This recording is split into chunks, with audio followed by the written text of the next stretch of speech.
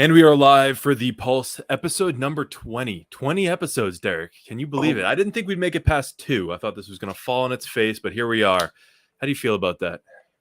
Well, I mean, we're not necessarily off our face yet, but, we're fair. We're here. Hey, 2020 is a testament to our perseverance and our love for the community and for Reddit itself.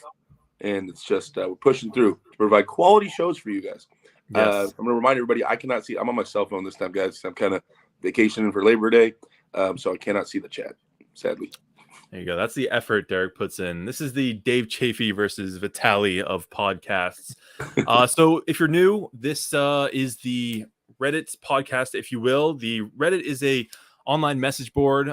We have an arm wrestling page. Derek and I help run it. And what we do is we go through some of the top posts for the week. You can really post whatever you want on there. And if it's good, people will upvote it. If it's bad, they'll downvote it. We're going to take a look at some of the most upvoted posts for the week. And then we'll take a look at some training questions and odds and ends that don't typically get as many upvotes as a good Devin meme. So without further ado, let's get into things here. And of course, the top post is a Devin meme. Here we go. It's the clown makeup meme starting with, he can only win with the King's move. And then they say, okay, he can win with the King's move, but he ducks Europeans. Then he doesn't duck Europeans. And they say he can't compete in the open class. He has to stick to the heavyweights. Then he goes and competes in the open class. And now they're saying Hermes through the match, which I've actually seen people saying. Full clown mode. Full clown mode. Yeah, it's time to stop, people. Get help. Seek help. There are options available if you still think Devin is some trash arm wrestler. He's the real deal now. He's the real deal. The next one, like I said, the next one is Devin won't take matches with people with longer arms. That's a new one. I'm telling you, that's a new one. Is that the thing? I haven't seen that yet, but it makes sense. Yeah, he's ducking Vitaly now. But there's another Vitaly Devin picture coming up. We'll get to the next post here. Time traveler Devin spotted at his own match. So we got a conspiracy here. This is big. Who is that man in the green hoodie? Looking conspicuously like there was another Canadian there, and she was talking. I think she had the VIP experience, and she was telling me, she's like, or was it a guy? I think it was a girl. And if I'm trying to remember correctly, anyway, they thought that Devin left his hoodie somewhere, so they grabbed the hoodie and ran over to Devin, and someone was like, "Yo, that's my hoodie," and they're like, "Wait, no, this is Devin's." And there was 2 green hoodies in that building. I know that they were telling me, they're like, "Yeah, it was Devin's hoodie, but it turns out it was somebody else's." So someone has Devin's exact hoodie in that building, and I'm assuming that's what that is. That person. Listen, Devin's being paid, or Derek's being paid off by the feds here. We all know Devin has split himself, mitosis or whatever. But yeah, I think he actually sells these on the ArmBet website or nolimitsarmwrestling.com. I think he sells the green hoodies. So expect to see more of those as he gets more popular. It's funny. I was talking to him at East vs. West. He was saying like Devin's kind of a metric for the popularity of arm wrestling. He was saying like, few years ago, like I could go through an airport and like maybe 1 or 2 people would come up to me, especially if I was in Canada. He's like, then a year or 2 ago, it was like pretty much all around Canada, people would come up to me, but internationally I was safe. He's like, now everywhere I go, like it's people coming up, Devin Larratt, holy crap. So yeah, he's a popular dude. Next up, we have a post by Sol Arun, some artwork. Check this out. If you guys don't know, Sol Arun is the graphic designer for all those East vs. West posters and cards, and I believe he still does King of the Table. The dude's got talent, man. The mountains have massive biceps. You gotta love it, dude. Those are great drawings, man. And wait, who's the person up there? Is this Angarbayev up there in front of Paul Lynn? Yeah, you got Angarbayev, Paul Lynn, and Reno. So and there's a second one here. I guess this is the top of the mountain. You got John Brzenk and on the throne, flanked by Engin Terzi and Dennis, I believe that is. Yeah, Dennis Spankov. And then that looks like Dedekian. Am I wrong? I don't know, but no, it has to be Dennis. It has to be Dennis. But and then it is. Yeah, it's definitely not Dedekian, but it does look like him. Yeah. So Sol is a beast, man. He single-handedly leveled up the graphic design game in arm wrestling. No, he's been great. Yeah, that's awesome. Yeah, you have you're on a card now, right? You would have got a. Yeah, well, I got my East vs. West card, and I'm on Devin's ArmBet cards. I got 2 cards out there right now. You know, Ryan, how does that feel? Does it feel like you've made it now? Yeah, I mean the bank account's not showing I made it, but the cards are showing I made it. Don't worry, those royalty checks will start rolling in from ArmBet. That's crazy, man. That's wicked cool, though. All right, next up, we have the Devin versus Arme super match. We also have, this was interesting, posted by Y Nefarious, and it's the "Come on, do something" meme with Alex Kurdecha.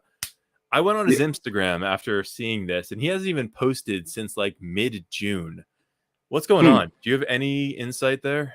I haven't talked to him. I haven't talked to him in probably 5 months or so. I don't know, man. I mean, hopefully he's out there training and doing stuff. I mean, Alex, I don't think he's the type just to sit and not do anything. So I'm sure he's working on something. Maybe he's just trying to take a bunch of time off and really level up and come back, out of the cave looking crazy. Maybe that's the plan. Yeah, I hope so. I mean, he's got tons of gifts, and he was like super. Like he had the YouTube channel going. He was posting regularly on Instagram, everything. Right? Didn't he travel to like hang with Devin and stuff? So I don't know what's going on in Kurdecha land, but we got to send an envoy out to Poland and find this dude. Yeah, where you at, boy?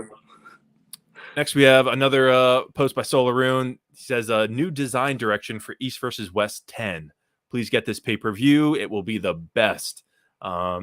Every single East versus West is called the best card ever. And it's honestly kind of true every time. But yeah, this is interesting. If only the stage actually looked like this. People were asking, holy crap, is it going to be in like a giant stadium with lasers and stuff? No. But at Shaw Classic, it looked like that. That's true. That venue was freaking awesome, dude. Just fans all over the place. So yeah, expect more art like this for East vs. West 10. Dude, if Dennis looked like that right now, like Jesus, that's the old Dennis body, isn't it? Dude, I couldn't tell you, but I've been seeing his pictures, man. He's getting big again. Is he? Okay. Yeah, he's definitely getting healthy and strong. But yeah, like 2018 Dennis was just, I don't think anyone will ever hit that. Let's see. It looks like Hermes might be visiting Devin pretty soon, and it is a Arm Wrestling Canada Instagram story. It says seminar with Hermes Gasparini in Toronto, October 7th. So Hermes is coming to Canada October 7th. Yes, presumably Devin would show up. How far is Toronto from Ottawa? I was hoping you were going to know from Toronto to Ottawa. I don't know. I was hoping you would fill me in. Any Canadians in the chat, help us out here. You've been to a few seminars, right? I know you've been to Travis's one. Have you been to a Devin seminar? A Devin seminar. I don't think I've been to a Devin seminar. I've watched Devin seminars, but I don't think I've been to one in person. Been to Travis, been to Yvonne, what's his name that owns PAL? Igor, yeah. Mazarenko. Yeah. I've been to Rustam Babayev, Dmitry Trubin. I've been to all their seminars. Yeah, and I did a couple of my own. Rustam did seminars? I never even heard of that. Yeah, I didn't do a lot of them, but yeah, he did when in LA. He came down to LA one time with Vosgin and all them. And he put on a seminar at Mendy's That's gym. Wild. Sweet. So yeah, if you're in the Toronto area, check out Hermes's seminar. Moving on here. What is with the Kazakhs lately ignoring the handshake after the loss? So this is from the WAFF last week. And there were a few instances where Kazakhs would lose the match and Kazakhs, I don't know which one it is, and not shake.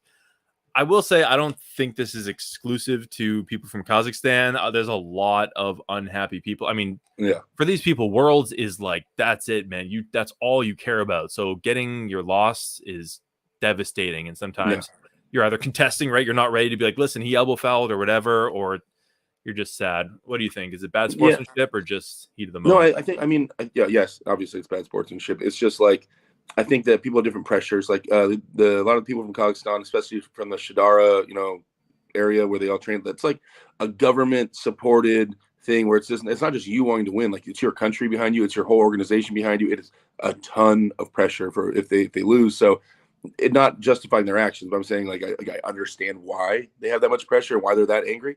Like I think a lot of the other countries, you kind of represent yourself. You do your best. You represent yourself. You go out there. But it's just I feel like they have a lot of added pressure on them. So I can understand a loss, like hitting them really hard. Like, oh my God, no. Right. But still doesn't justify it. They should be shaking hands. They know that. They're just being mad. All right, moving on here. That post is from Total Connection. Next up, Couch Apple with a post called Witty Levon. He said, I was flabbergasted how intelligently Levon dealt with humor. Dude does not speak English very well, yet he roasted TF out of Engen and silenced his haters in the last podcast. He hit 2 targets with 1 arrow. So Levon asks, so what was the final score of Devin versus Hermes? Engen said 3-0. Levon said, why not 5-0? Because you remember the whole controversy of, where do you stand on that? I don't recall, Derek, because Levon opted out of the last 2 rounds, right? He won 4-0 against Hermes and then opted out of the last 2. Make it 4-2. Does Levon's streak end of never losing a round? Oh, I see what you're saying.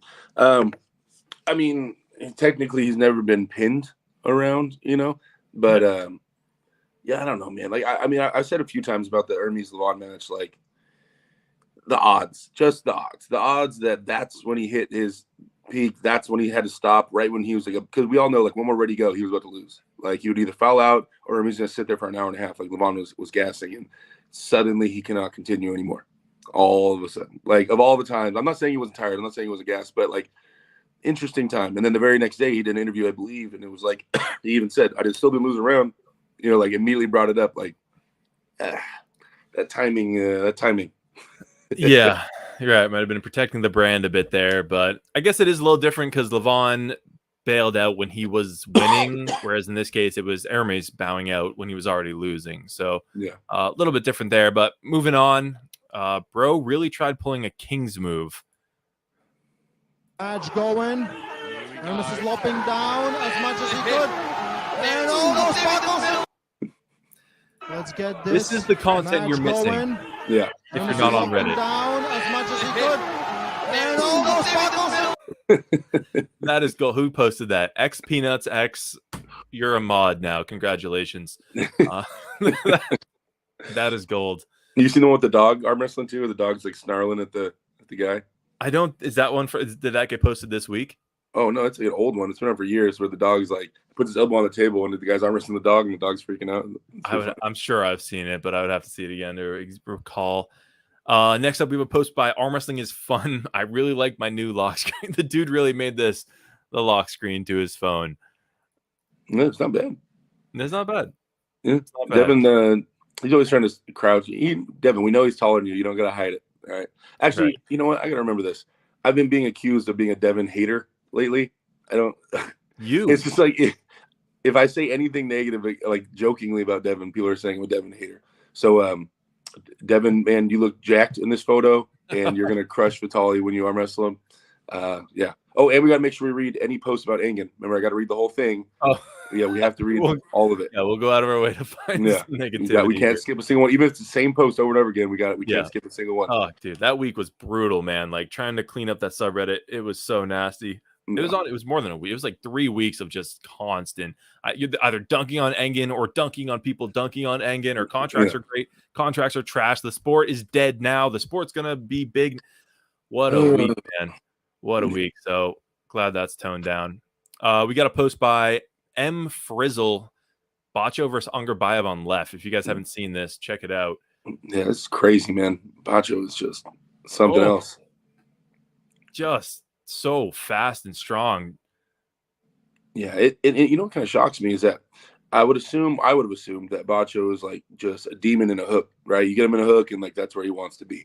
But I don't know if someone posted, but the Krasimir match with Bacho, he didn't look as comfortable in a hook as I would have thought. I think he's like a high hooker. I don't think a full top roller, but I think he likes to protect his hand and use that monster cup and hand to keep people flat, which is interesting. I thought he was a hook puller who just no one could get away from, and I don't know. I figured he was a hook puller. I don't think he is. No, yeah, that Krause match was very decisive, and it wasn't like it was a fluke or Bacho wasn't ready. He just got beat inside straight up. Yeah, dude. And didn't he also, I think he pulled juniors as well. So this is like after juniors, like, and he's still beating Ungerbayev. What the hell, man? That's crazy impressive. Yep. So Devin versus Bacho, is that what we're looking at for the next? Hey, man, get the quad champ. Yeah, someone make a meme for this. Devin versus Bacho. That's how it's happening now. Devin after the Levon fight. This is posted by D's Knuts. So it says Stem Cell Research Lab on the door. Peter walks in. How long was I in there? About 5 minutes. Why are we not funding this? I thought this was like someone edited it from the actual show to make it about stem cells, but no, this is actually a direct from Family Guy. Stem cells, man. Yeah, All there's the rage. Have you started like, yet, Derek? No, I have not. There's a lot of talks about it though, man. People say like, they're trying to keep it like out of the United States because it's just gonna put everybody out of business. Like it's too good. I've heard a lot of people say that type of stuff. I don't know from my own experience, but yeah, I mean, I hear great things. So yeah, I mean, Engen is getting a visa to come here to get it done. Levon is as well. Levon's coming to the U.S. to get stem cells. Like, if this is all hype, man, it's the best marketing work I've ever seen in my life. Holy crap. You're having the most elite athletes from around the world come here to get it. Mm-hmm. We got a post by Soul Aroon here. Some more artwork for East vs. West 10, November 11th. Devin, the double champ. Say something nice about him, Derek. Come on. Devin. Those are nice belts. It's nice. Crazy. That's my boy. I talk to Devin weekly for sure. At least once a week we talk, and people said I hate him. It's crazy. Yeah. You guys are like friends, not just like arm wrestling compatriots. All right, moving on here. We got I'm out of the loop on this one. The title is Arms Like a Chicken, and it's posted by Not Thing Rs. What am I missing here? Arms like a chicken. I don't know if he's talking about Derek or Devin's arm looks like the shape of a chicken with the head bent. Is that the angle here, or are they saying Hermes is scrawny? I was scratching my head at this one. Didn't Devin have a back and forth with somebody recently where they were calling each other chicken, or someone's calling someone chicken, or something like that? Oh, you think it's a reference to that? I don't know. Maybe it's just Devin arms looks jacked, and someone it's like they're being sarcastic. Oh, chicken arm. Right. You know what? This might be too meta for me. I may have missed out on that. That's why we keep you here, Derek. All right, here's an interesting post. Something needs to change, posted by Separate Mushroom. So he writes, I actually can't watch this anymore, referring to WAFF. Arm wrestling is such an amazing sport with huge potential, but people that are in charge just don't give an F. I am watching the WAFF finals, and I can't imagine who said, let this guy as a commentator. He doesn't even know the simple rules of arm wrestling. The chat is always not open. There is no one on social media promotions of any WAF tournament. There needs to be a change, and I think us fans should do something about it. I know it's silly. I know we are not in charge, but someone needs to start changing something.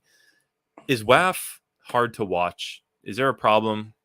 Should it be more of a spectator thing? When I watched it, I had it was muted. But I was thinking about that, man. You know how tough a commentary that job that is? Like, it's a week-long tournament. That's and it's all day. Like, you would be commentating for a week straight. That's rough. I'm not saying that excuses them hiring a guy who doesn't know about arm wrestling, but I'm just saying that's a rough job. Like, I was thinking about telling him, like, hey, I'll do it, and I probably would give it a go. The commentary Olympics, like, see if you can make a week of nonstop commentary. I might be able to do it. I go pretty long, but man, that's a rough gig. It's a rough gig, but yeah, they should definitely get someone that knows what they're talking about and is experienced for sure. I bet you Jake could do it. Aussie Arm Wrestler, he did that 24-hour stream.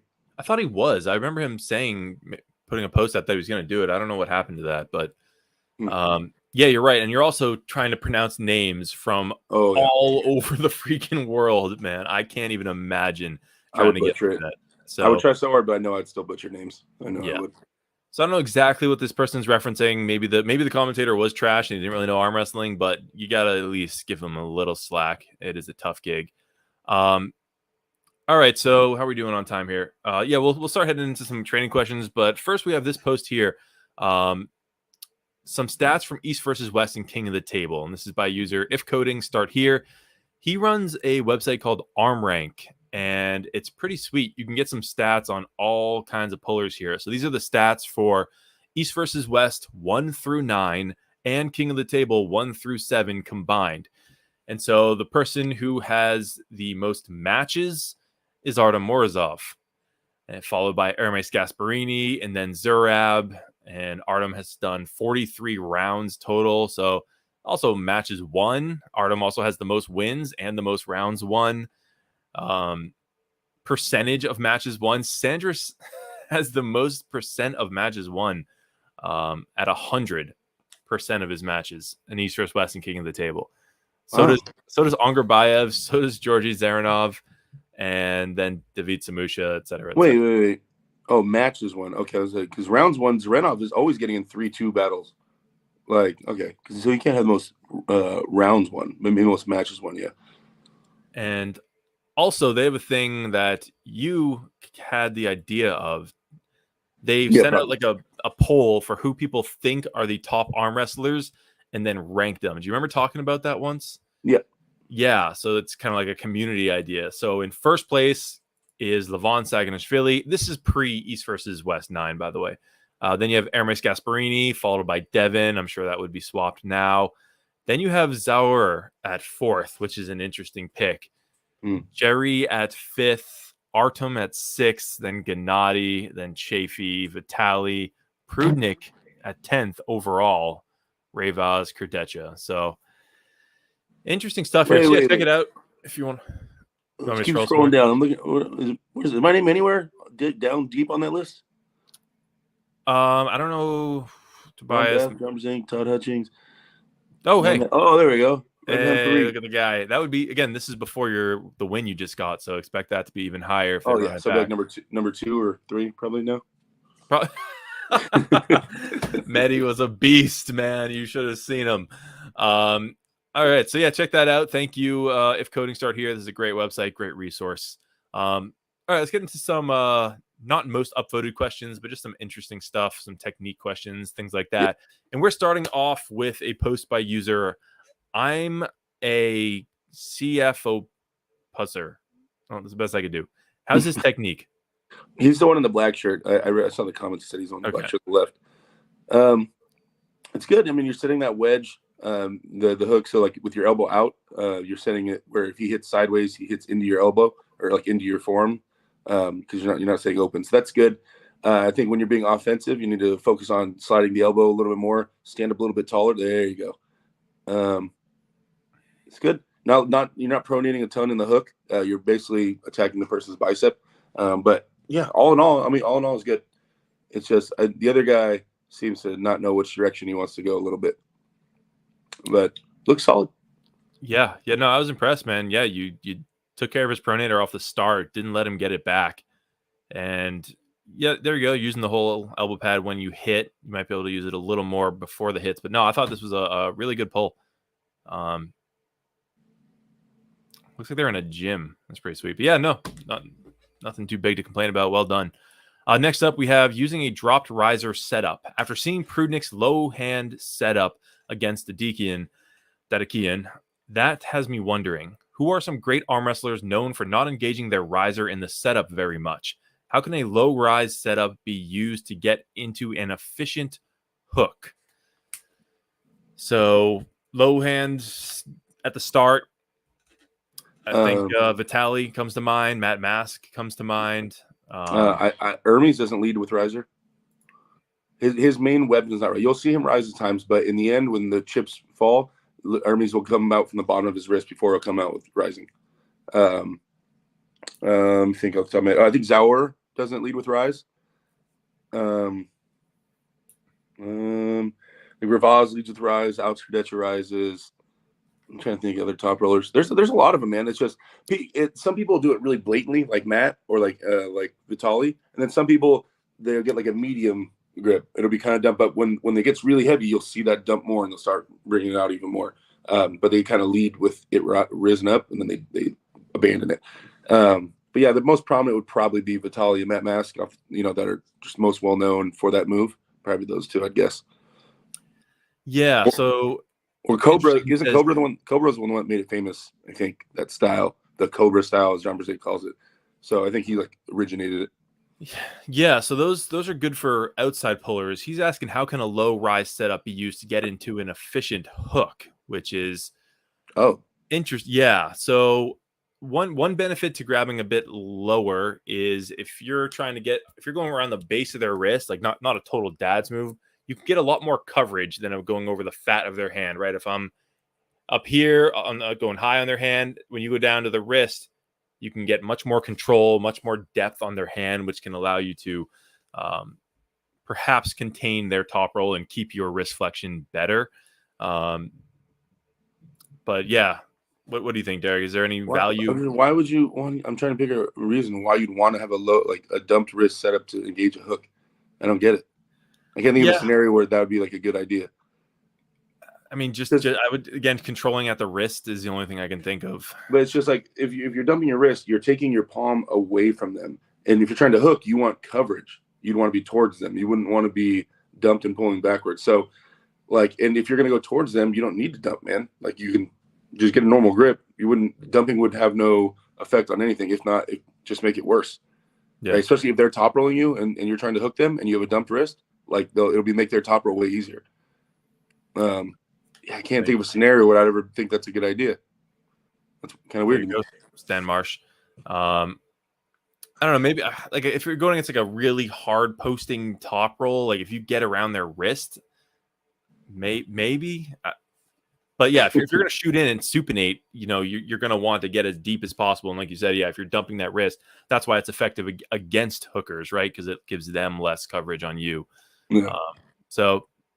Yeah, and perhaps try a different route. Stan Marsh. Moving on, we already got that covered. Okay, being pain-free makes all the difference. So it's a long post by user StronkAxe, and the too long didn't read of it is, my right is better in the gym, my left is better on the table. I believe the reason is right distal bicep tendon might be inflamed from overtraining. Thoughts? And if I can broaden that a bit, Derek, how important is no pain going into a practice? Or will you practice pull even if there is some pain? I mean, there's kind of a running joke that, like, as arm wrestlers, we're never 100%. Like, no one's ever 100%. You get the percentage as high as you can, but no one's ever usually like 100% leading into anything. You just do the best you can. So, no, I mean, in training, really, if you're taking training serious, practice serious, then no, you wouldn't be going into it fresh. Like, you lift up until the day of or day before. Like, it's just there to work on things. It's not there to test how strong you are and see if you can beat your teammates. That's not what practice is for. It's to grow. So to set aside a bunch of time and rest days before you practice, it doesn't make really a ton of sense if the big picture is for you to be one of the top guys. Like, if you just love competing in practice, you want to beat your homeboys, okay, I get it. But if you're actually just worried about gaining and growing, and that was one of the big things that that Paul Lynn and me talked about, is that, like, he'll lift up and sometimes even, like, I think the day of practice, even before practice. And so he's always just super beat up practice. And it sucks when, you go into a practice and, you're beat up from the gym and someone pulls out a camera and they, like, start recording and people read into practice wins way too much. But in the end, if you're serious about your gains and your matches, like, that's what you're gonna have to do. You go to practice beat up, man. Like, you don't go in there 100% ever. So, yeah. Yeah, I mean, it's subjective, right? If you're like in pain, like borderline injured, like don't Oh, do yeah, it. no, I meant like beat up and soreness. Not if you're actually injured, then right. train around it if you can. Right. Yeah, you gotta learn your body and learn the difference of, oh, I'm just sore from the gym, or like, yo, my tendons are so inflamed. Because if you just keep going to practice, that will, like, never go away. At some point, you do need to let your body recover. Moving on here, our next post, anime weeb Arif. Right?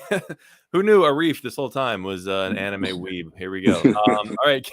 He also wants to know about competing Natty. Man, Arif, dude. All right. Can you compete decent at a Natty level title? I was just wondering exactly how far someone could get.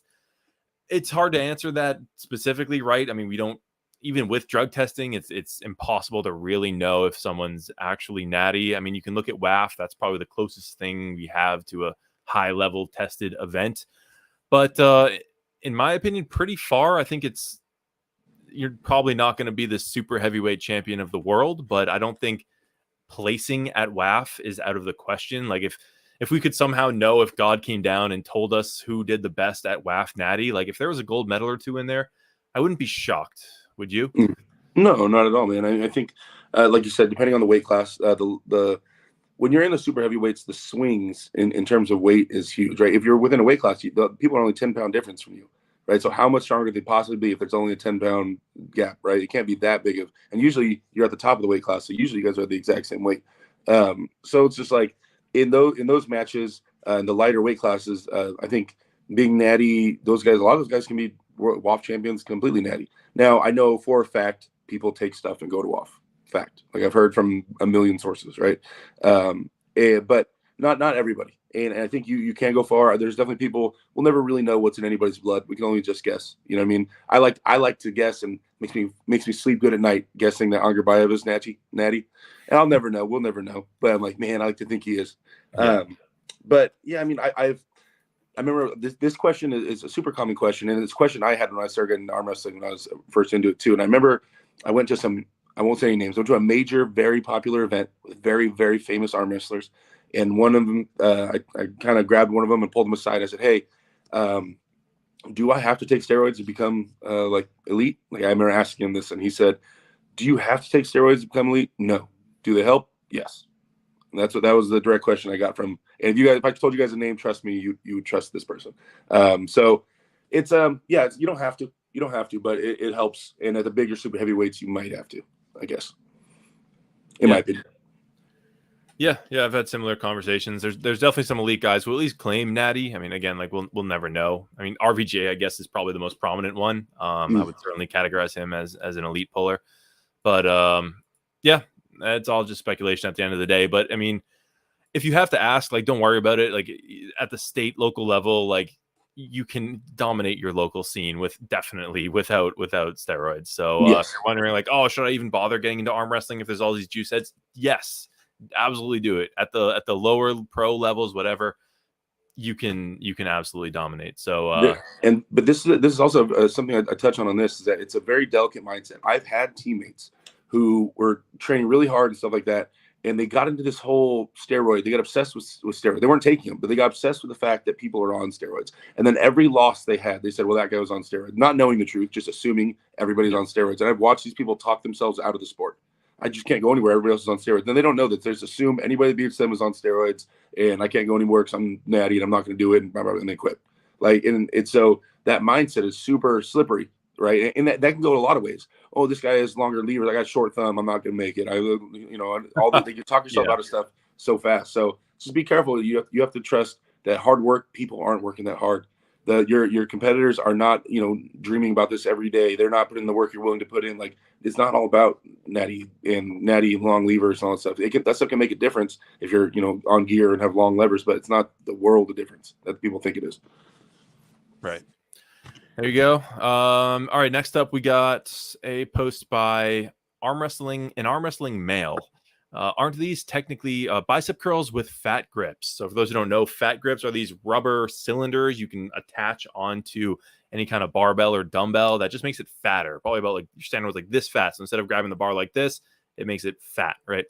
And so bicep curls with fat grips, aren't these technically back pressure with some wrist training? So yeah, I guess let's broaden that out a bit if we can.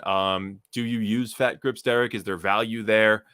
And how does it change a lift by chucking a fat grip on there? The fatter the handle and the fatter the grips just challenges your fingers more. That's all it does. It makes your fingers work more.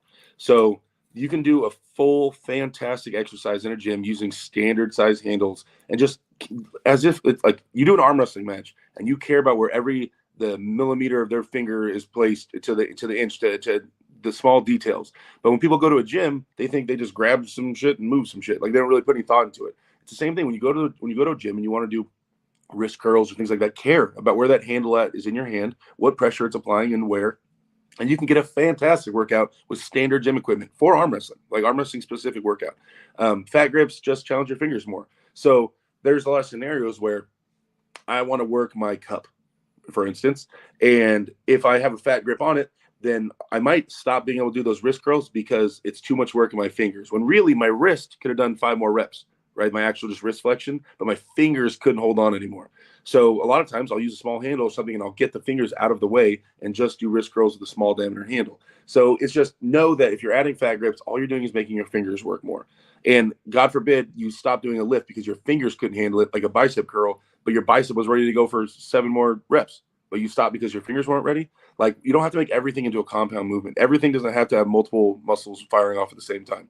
So I don't, when I do wrist curls, I have some fat handle stuff intentionally when I do wrist curls, and then I do small diameter stuff as well. But besides that, no, I don't put fat grips on anything. I use standard size stuff for the gym. Yeah, that's fair. I do keep a pair in my gym bag, and I'll chuck them on for things like preacher curls.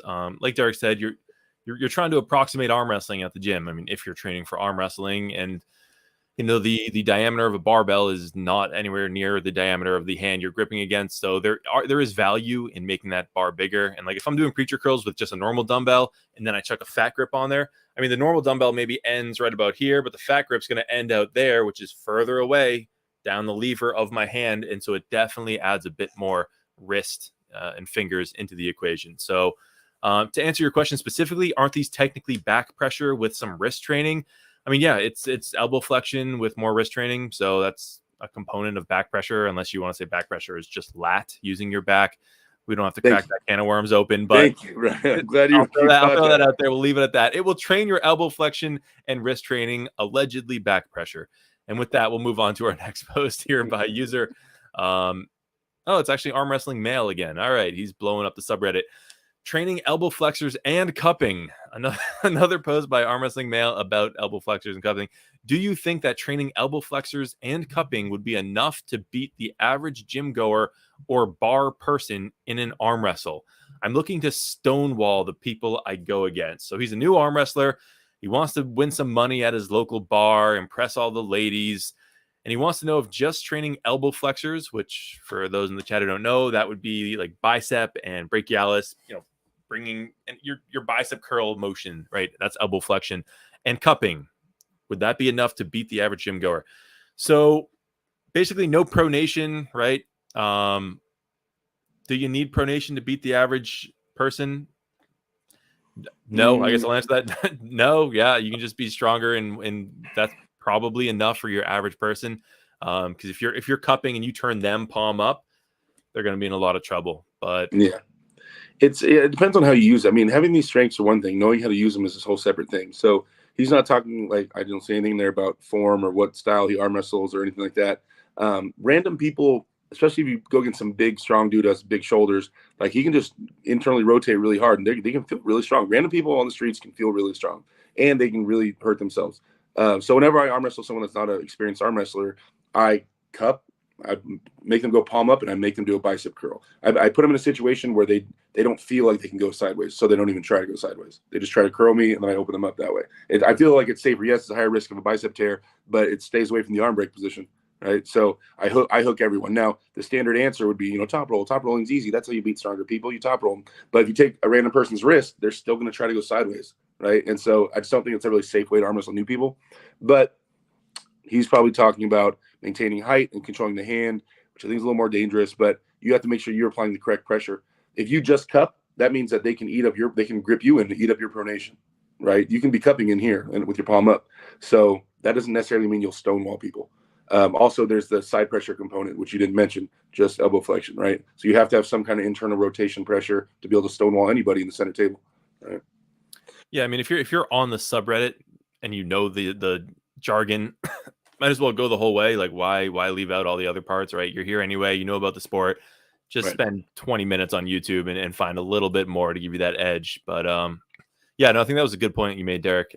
Being strong is one thing. Knowing how to use it is another. In fact, if you're just strong in one area, like you said, if you cup them in, that might even help them and put them in a stronger spot if you don't know what to do from there or use other tools. So, all right, next up, this is a Derek Smith special by user 2 against 1. Is Brian Shaw still training? Everyone was talking about how he was going to be top 5 in a couple years, world record pace. Is he even training for arm wrestling anymore? Well, I happen to know a charming, handsome, excellent arm wrestler who was just hanging out over there, Nick Stone, and who was also there was Derek Smith. So, Derek, what's up with Brian, man? We haven't really talked. I mean, he tore his pec at the event, so I know he's been dealing with that, and probably wrapping things up. It was his last strongman event, trying to dial in what he's going to do. I don't know if it's going to be arm wrestling yet, guys. Brian hasn't announced anything, so we'll see. He has a table. He has all the handles and pulleys and things you could ever want at his gym, so he has access to all of it. And I've plugged him in with local arm wrestlers in Colorado that he can get a hold of. So he has access to everything he needs to be an arm wrestler. He just, when he makes that decision and he wants to take those steps, then he will. But as far as I know, there's nothing I know in terms of if he's training for arm wrestling or not. He hasn't mentioned it to me, but I am waiting on a phone call from him. We're supposed to be talking pretty soon, and then I'll start getting a feel for it. But obviously, even if I do know the answer, I can't announce it till he announces it. So we'll see. We'll see, guys. But I have high hopes. I know he loves it. I definitely have high hopes for Brian getting into arm wrestling. There you go. That is the scoop. Do you think he could be top 5 in a couple years? Let's address that real quick. Couple years. So 2 years. Man, that's rough. Larry is reaching a really high level, and he's been about 3 years in, right? And he's starting to get to a really good level. Larry also dabbled in other sports, bodybuilding, strongman, things like that. So he was never full 100% arm wrestling at all, I don't think, at any point. Brian, if he does arm wrestling, will be full 100% arm wrestling every day, all day in the gym, only arm wrestling, nothing else. He won't do bodybuilding, powerlifting meets. It's just arm wrestling. So if anybody in the world could do it, it would be Brian, right? The access to everything, the most, technologically advanced gym ever with hot and cold baths and saunas and all the things. He has everything at his fingertips. So if anybody could do it, it'd be a 6'8" monster of a man with a world record grip, that can make it happen. So maybe, but not likely, but maybe 2 years, that'd be rough, but we'd see. We'd have to see. There you go. It's 7:01. We started a little late today. Do you have time for one last post here, Derek? Yeah, of course. Let's do it. All right. Do y'all's wrists crack like crazy? Asks user A Nimac. He writes, I was wondering if that's common or not, or if it's concerning in any way, but it's ridiculous how much my wrists crack. When I ulnar deviate, it cracks every single time. When I rotate my hand, not only it cracks, but it's like my tendons get stuck on each other and I cannot do a full rotation without cupping my hand to unstuck, quote unquote, them. When I wrist curl, same, can't do a rep without a crack, but the worst is it's when I do reverse curls. Basic during the entire movement, there's a continuous cracking sound everywhere. It's also happening during pronation movements. This guy's cracking all over. So much cracking. I'm also young, just 17. So it's not like my tendons are worn out or anything. This dude is a snack, crackle, and pop guy. So, yeah, wrist cracking like crazy. I've heard so much bro science around this. What I can tell you is it's not necessarily career ending. I also don't want to paint with too broad of a brush here. There's multiple things that can cause it, from tendons sliding over, cracking in synovial fluid, things of that nature. I pull with a guy named Norm Devio. He's 83 now or 82. And he's like, yeah, I mean, the popping, you wouldn't believe it. You'd think his bones are shifting all over the place. And he's like, no, it doesn't hurt. It's fine. And whatever. His doctor doesn't seem too worried about it, apparently. So I wouldn't necessarily say this is time for you to quit if you're new. For me, at least, it's gotten less common. That stuck feeling as my tendons have gotten thicker and stronger, that has subsided. So that would be my recommendation. Derek, do you have a lot of cracking and popping, or any advice to deal with that? Both my elbows crack. Like usually when I wake in the morning, it's like they both crack when I go straighten out my arm, and then the knuckles on all my I've been cracking my fingers since I was a kid, so those all crack. If I can just crack them usually like this. And then my left wrist, for the last year or so, when I put pressure on this side of my hand and I push down, my left wrist will crack. But besides that, I'm pretty good. So not, the cupping and the pronation, that doesn't make my wrist crack. But I feel like I'll go through a scenario like this little thing in my wrist, and then it'll probably be gone in like a year or two. Like that crack will just stop. Like they kind of come and go, the cracking does. I feel like my elbow ones are getting harder. The cracks are getting it's still the same crack like when I wake up, but it's getting, the pop is louder. I can feel the pressure on it. I'm like, and I push through it and it cracks. That's getting a little bit weird. But I'm wondering if maybe my arm wants to start kings moving. It's trying to stop opening up. I just need to stop cracking it. So yeah, but I'm nothing in pain though. It's just kind of pops and cracks. Yeah, so not necessarily a big problem. 17, yeah, I would just keep strengthening everything, get everything tighter, more secure, right? And we talked about this last episode, but if you're focusing on a lot of wrist flexion, do wrist extension as well, right? If there's imbalances, that can cause all kinds of weird issues. So just make sure you're training the agonist to every joint, not just the flexor, but also the extensor. And with that, it is 7:05. Before we sign off, do you want to shout out Derek, the Switch, the awswitch.com, the awswitch.com. If you appreciate everything Derek's doing, get in here, help him out, support him and his team. He's going to be doing a lot of traveling soon. No spoilers, but he's coming off a big win over Medi at East versus West. So take it away, Derek. What do you have here? Yeah, man. Thank you for shouting out the website. You guys want hats, shirts, and stickers there.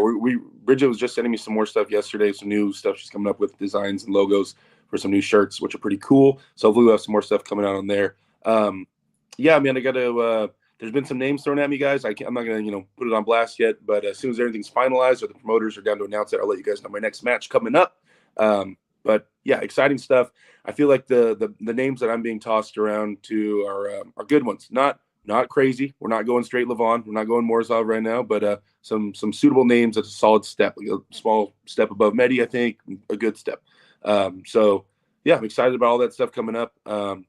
Everything's been a little bit crazy now that I won. You win, and then all of a sudden you're cool, right? I got to keep winning, man. I got to win more than this. Yeah. So. I don't want to spoil it, but the name rhymes with Senis Deplenkov. So no, don't start that rumor. Maybe it is. I'm not going to say anything, but but yeah, Derek's on a tear right now. So yeah, check it out. Support him. If you're watching this, we are on my channel this week. You can help me out. Just hit that like button, subscribe to the channel. And next week, we're going to be doing this on Derek's, AW Derek, 3 Maybe p.m. we'll Chris Drummond with us next week? Maybe? What's that? Chris Drummond with us next week, maybe? Yeah. Talk to Chris. We'll have Chris on here. Brilliant mind. He's been on the show before. If you guys watch regularly, dude's awesome. So we're gonna try to get him on here. Well, he's already committed, so we're gonna hold him accountable, and we'll have him on next episode. So, any closing thoughts, Derek? That's it. Thank you guys for watching. Appreciate all the support and all the love. If you guys can, please share this. You guys share this video on your YouTube channels or on Facebook, whatever. Help get the word out. I'd really appreciate it. There you go. And that is episode 20 of The Fix. And we will see you all next time. Take care. See you guys.